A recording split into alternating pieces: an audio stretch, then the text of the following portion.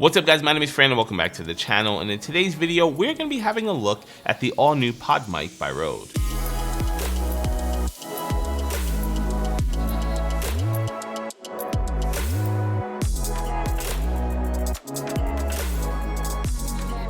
I've said this in my other microphone reviews time and time again, but if you're looking for a great microphone for live streaming and you don't work in an acoustically treated environment or possibly work in an environment that's susceptible to outside noise, it's always best to go with a dynamic microphone. Now the reason why I recommend dynamic microphones for this use is because they have really small pickup patterns. That way they reject things like echoes and other outside sound sources. Now if you ask anyone who knows a thing or two about audio for a recommendation for a dynamic microphone, they're most likely going to recommend this guy to you. This is the Shure SM7B. This is a all but famous microphone, and you'll see it in all types of media. So you see it in broadcast radio, in some of the most popular podcasts, and even here on my YouTube channel. But there's just one problem. This microphone retails for around $400, and that's quite a lot of money for a microphone. Now what if I told you you can get a just as good sounding microphone for around $100? Well, that's going to bring us to the RODE PodMic. The Shure SM7B and the RODE PodMic share a lot of similarities. They both are dynamic microphones, they both are XLR microphones, they both have built-in shock mounts, they both are also made up of really nice and metal construction, with the only differences being the fact that the RODE PodMic has a built-in pop filter, while the Shure SM7B has this little soft one on the outside of it, and also, of course, their sound profiles. Okay, so now that we're talking audio quality, I figured this was a great time to actually get into the audio quality coming out of this microphone.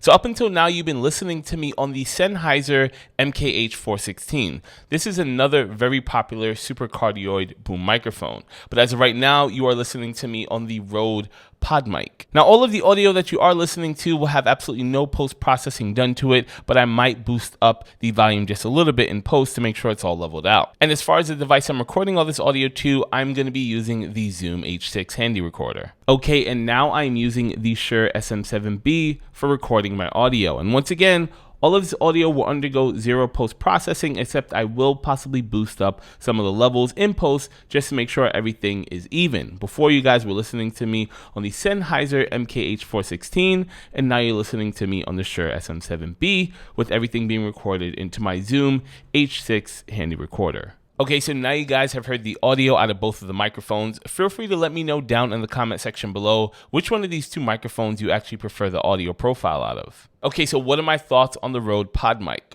Well, all things considered, between the Shure SM7B and this particular microphone here, I much rather prefer the audio quality out of the SM7B. It just sounds much more richer in tone, and I just like it a little bit more. It also has not as steep of a fall off. The one thing that I don't like about the PodMic is that it's such a steep fall off. I go even right here, you automatically can feel the presence leave from my audio. You have to get really close and intimate with the microphone. And while that can be decent in certain situations, when you maybe want to take yourself a little bit back from it, it kind of sucks the fact that you really can't. You really have to stay close to make sure you get good audio. Another thing that I don't like about the PodMic is even though it does have a built-in pop filter, it doesn't really seem to be very effective. It still picks up on a lot of plosives. I'm talking at it from the side, so it's doing a little bit better, but if I start talking directly into the microphone, you start to hear a lot more of those plosives, and that can be very unpleasant to the ears. Before we move on, earlier when I showed off the price tags for both of these microphones, I actually put a little asterisk next to it, and there's a reason for that I wanted to talk about right now. Due to the way these two dynamic microphones were designed, they need a lot of gain to activate audio. The fact that they need a lot of gain can be very problematic because generally most interfaces have something called self-noise.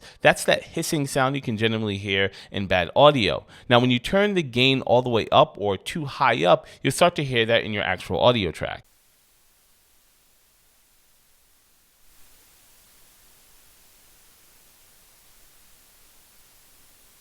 In order to remedy or prevent this, you can actually use a super high-end interface device that has really clean preamps. So that way, if you turn up the volume, you don't end up hearing that hissing sound. Or for us poor folk, you can actually use something called a microphone activator. Now, I actually have a microphone activator on the PodMic. You can see it right here, this little silver thing. This thing in particular is called a FET head, but other companies do make devices as well. Like there's something called a Cloud Lifter, and there's a couple other ones you can find on Amazon. Now, the reason why I'm mentioning all of this, because this device right here actually costs somewhere in the neighborhood of around $80. Now, if you're on the market for a budget microphone like this, you most likely don't have a super high-end interface, so it's just something to keep in mind if you want to get clean audio out of this microphone. It is possible to use it without a microphone activator, however, you will most likely hear some noise coming out of your interface. Okay, so in conclusion, while I'll personally most likely be sticking with my Shure SM7B, I think the RODE PodMic is a fantastic microphone in its price range for anybody looking for a dynamic microphone. In fact, I think it's one of the best dynamic microphones in its price range next to that Audio-Technica USB XLR one. I can't think of the model right now. And hey, if I ever decided to start a podcast, I can pick up 4 of the PodMics for the same price as one Shure SM7B, and that's a really good deal. And instead of a bunch of FET heads, you can simply just pick up a Zoom F4. But you guys heard all the audio out of these microphones. Let me know what you think down in the comment section below. Also, while you guys are down there, if you like this video, hit the like button. And if you aren't already subscribed to the channel, consider subscribing. Once again, guys, my name is Fran. Thanks for checking out this video, and I'll see you guys in my next one.